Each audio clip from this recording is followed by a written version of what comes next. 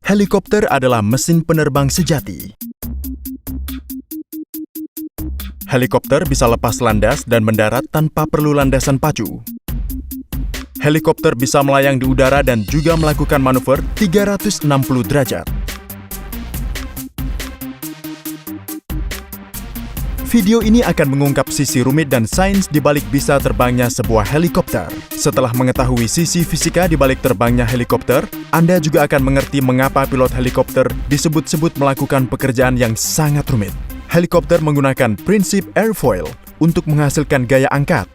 Bila baling-balingnya berputar relatif terhadap udara, bentuk airfoil khususnya akan menghasilkan gaya angkat dan membuatnya terbang. Baling-balingnya menghasilkan rotasi yang berasal dari mesin, lebih khususnya mesin turboshaft. Kompresor menghisap udara dan menekannya. Bahan bakarnya dibakar di udara yang bertekanan serta panas. Asap panas pembuangan yang meninggalkan ruang pembakaran melalui serangkaian tahapan turbin dan membuatnya berputar. Ada 2 set turbin. Satu set turbin memutar kompresor dan set lainnya memutar poros rotor helikopter. Mesin jet pesawat terbang digunakan untuk menghasilkan gaya dorong. Namun, fungsi utama mesin jet helikopter adalah memutar poros rotor.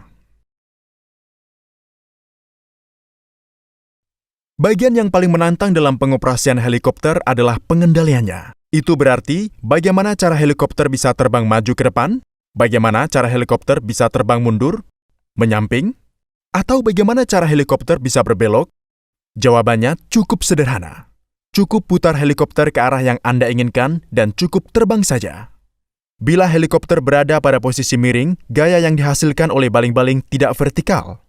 Komponen horizontal gaya ini akan membuat helikopter bergerak ke arah yang diinginkan. Komponen vertikal dari gaya baling-baling akan menyeimbangkan gaya gravitasi. Sekarang, tantangan sebenarnya adalah bagaimana cara memutar helikopter menuju ke arah yang diinginkan. Untuk mempelajari ilmu di balik putaran helikopter, kita perlu mempelajari lebih lanjut tentang prinsip airfoil. Gaya angkat yang dihasilkan oleh airfoil bervariasi dengan sudut datang yang dibentuk. Umumnya, semakin besar sudut datangnya, semakin besar gaya angkatnya. Sekarang pikirkan sejenak apa yang terjadi jika satu baling-baling berada pada satu sudut datang tertentu dan lainnya berada pada sudut datang yang berbeda. Gaya angkat yang bekerja pada baling-baling akan berbeda dalam kasus ini. Variasi gaya angkat pasti akan menghasilkan torsi yang bisa memutar helikopter. Anda bisa mengamati gerakan indah baling-baling yang dibutuhkan untuk mencapai distribusi gaya angkat yang tidak seragam ini. Jelas bahwa bilah-bilahnya harus terus mengubah sudut datangnya sehingga pada satu titik tertentu sudut datang selalu sama. Gerakan baling-baling yang rumit itu mudah dilakukan dengan mekanisme pelat swash. Mari kita lihat dengan jelas dan pahami komponen dasarnya terlebih dahulu. Bagian bawah pelat swash tidak berputar, tapi bisa bergerak dan miring seperti yang tertampil. Bagian atas pelat swash dipasang di pelat swash bawah dengan bantalan. Jadi, plat swash atas tidak bisa mengikuti semua gerakan plat swash bawah, sementara pada saat yang sama bisa berputar secara independen. Plat swash atas dilekatkan pada poros rotor dengan bantuan baut. Jadi, plat swash atas akan melaju bergerak bersama baling-baling. Baling-baling dihubungkan ke plat swash atas dengan bantuan batang kontrol. Yang menarik dari pengaturan ini adalah hanya dengan memiringkan plat swash bawah, maka kita akan bisa mencapai kriteria sudut baling-baling yang bervariasi. Itu bisa berarti bahwa dengan memiringkan plat swash ini, kita akan selalu bisa mempertahankan sudut datang positif di bagian belakang dan sudut datang negatif pada bagian depan cakram rotor. Singkatnya, plat swash yang miring ke belakang akan menghasilkan torsi seperti yang tertampil. Kontrol semacam ini dikenal sebagai pitch cyclic. Mari kita kembali ke kontrol dasar helikopter. Bagaimana torsi ini mempengaruhi gerak helikopter?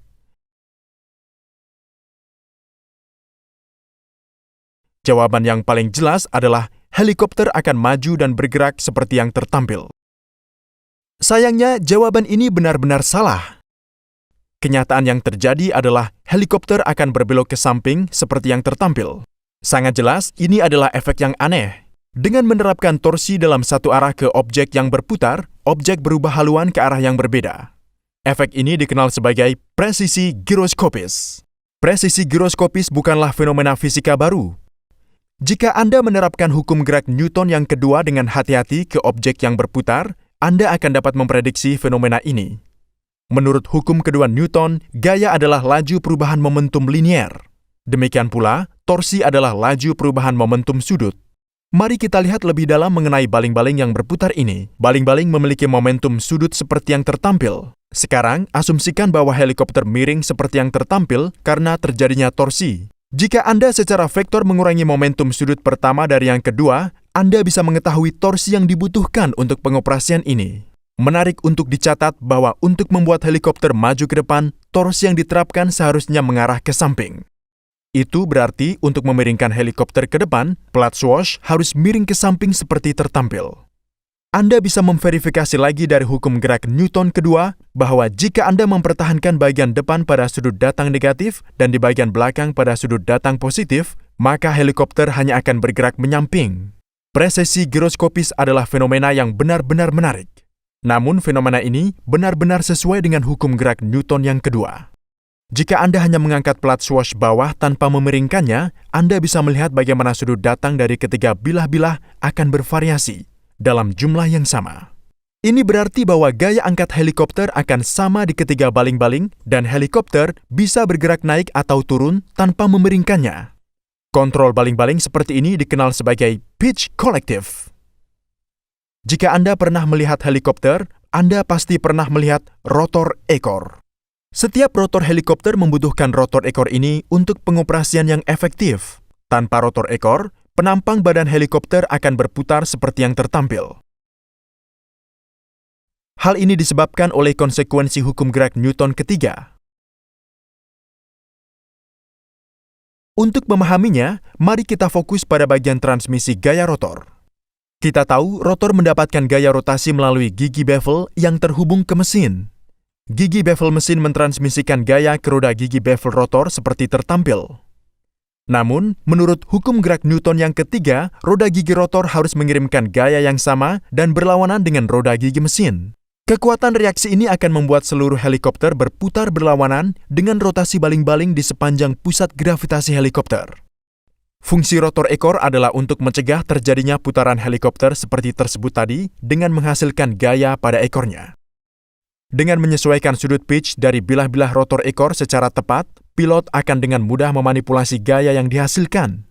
Dengan cara bantuan rotor ekor ini, maka bisa didapatkan juga gerak yaw helikopter. Semua hukum fisika di balik pengoperasian helikopter ini membuktikan bahwa untuk menerbangkan helikopter memang tugas yang benar-benar menantang. Variasi hitungan menit pada sudut baling-baling memberi dampak variasi besar dalam perilaku helikopter. Seringkali pilot harus melakukan 2 atau lebih pengoperasian yang bersamaan untuk mencapai gerakan yang diinginkan. Selain itu, helikopter tidak merespon masukan Anda secara instan, jadi pilot harus memiliki keseimbangan dan koordinasi yang baik untuk menavigasi helikopter dengan benar. Tolong dukung kami di patreon.com agar kami bisa menulis suara semua video dalam bahasa Inggris kami ke dalam bahasa Indonesia. Terima kasih.